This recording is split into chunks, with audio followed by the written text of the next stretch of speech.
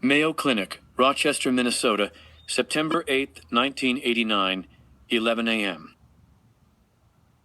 8 months later, the White House is the last thing on Ronald Reagan's mind. A surgical drill hums as the former president lies flat on his back in an operating room. 59-year-old brain surgeon Dr. Thorolf Sundt presses the bit against the right side of Reagan's skull and carefully opens a hole the size of a nickel in his cranium. 2 months ago, Reagan was thrown from a horse while riding at a friend's ranch in Mexico, just south of the Arizona border. The horses used during the ride were unshod and left to run wild when not saddled, leading Secret Service agent John Barletta to warn Reagan against the ride. Nancy took the advice, but the former president did not. On the second day at the ranch, Reagan's horse was spooked by a wild bull. It began bucking wildly. At first, Reagan was able to hang on, but the frightened horse continued kicking its hind legs straight up into the air, and on the third buck, Reagan was hurled from the saddle. He flew so high that his entire body rose above the heads of those riding alongside him. Reagan landed hard, slamming his head into the rocky soil, just missing a patch of cactus.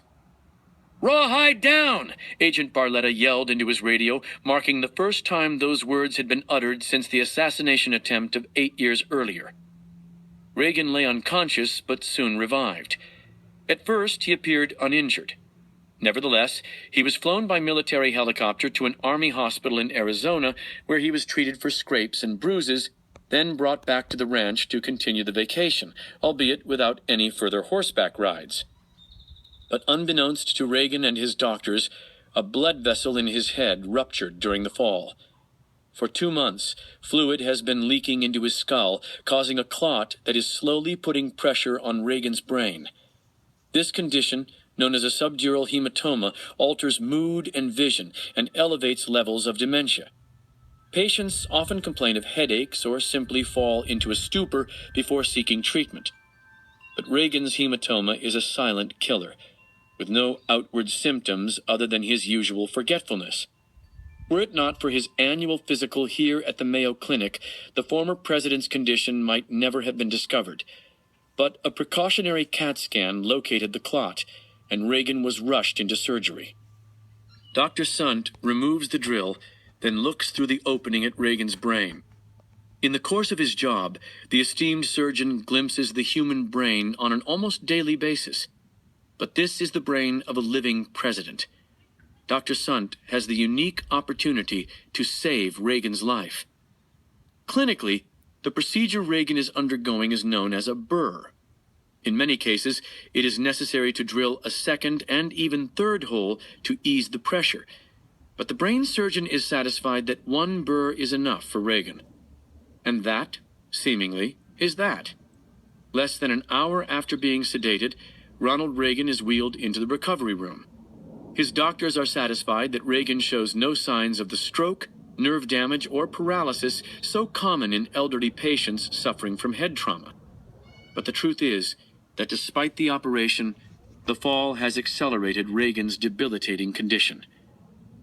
Nancy Reagan will one day sum it up best. "I've always had the feeling that the severe blow to his head in 1989 hastened the onset of Ronnie's Alzheimer's." 4 years later, Ronald Reagan is still functioning. The date is February 6, 1993, and the occasion is Reagan's 82nd birthday. Reagan and Margaret Thatcher chat amiably about their lives since leaving office. Unlike Reagan, Thatcher did not go of her own accord.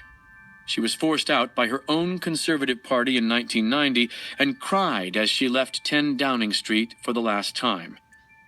Now, at age 67, she makes her living giving speeches at $50,000 per appearance and works on her memoirs. The state of dementia in which she will spend her twilight years is still almost a decade away, and she is sharp as she stands next to Reagan in the Oval Office.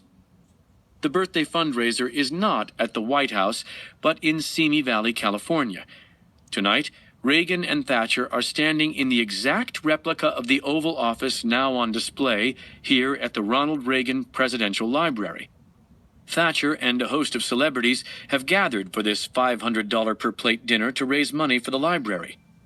Old Hollywood friends Jimmy Stewart and Merv Griffin and media mogul Rupert Murdoch are among the 500 guests at the black tie affair. The festive night sold out immediately. Reagan and Thatcher move into the great white tent pitched on the library lawn where dinner will be served.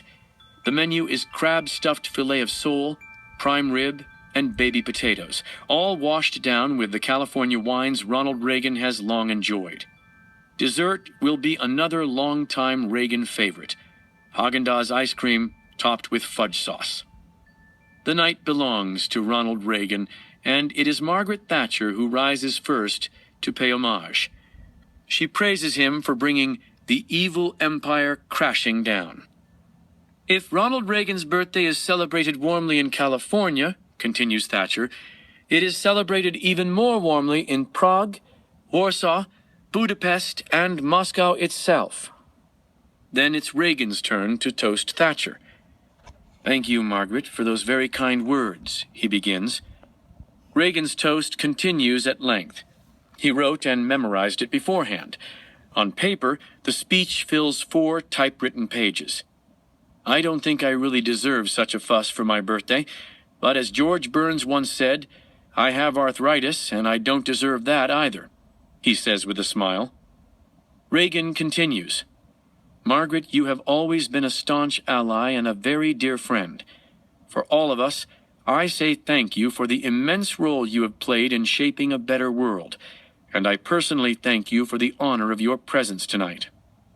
As he finishes, the entire tent thunders with roars of "Hear, hear," and the clinking of glasses. Moments later, Reagan stands to deliver a second toast. Anticipation grows as the former president stands erect, his blue eyes shining, his tuxedo perfectly fitted to his body, which looks a decade younger than his actual age of 82. To the casual observer, Ronald Reagan appears to be fit and healthy. Slowly, he turns to Margaret Thatcher and raises his glass once again. Mrs. Thatcher is beaming, and the audience eagerly awaits Reagan's next memorable line. Smiling, he begins to speak. Thank you, Margaret, for those very kind words, he says, raising his glass. I don't think I really deserve such a fuss for my birthday, but as George Burns once said, I have arthritis, and I don't deserve that either, Reagan says with a chuckle. Immediately, shock envelops the room as Ronald Reagan, word for word, delivers the same exact 4-page toast to Margaret Thatcher that he uttered just a few moments ago. Reagan continues for 2 excruciating minutes. And I personally thank you for the honor of your presence here tonight, the former president tells Margaret Thatcher, raising his glass once again. Reagan's friends sit in stunned silence.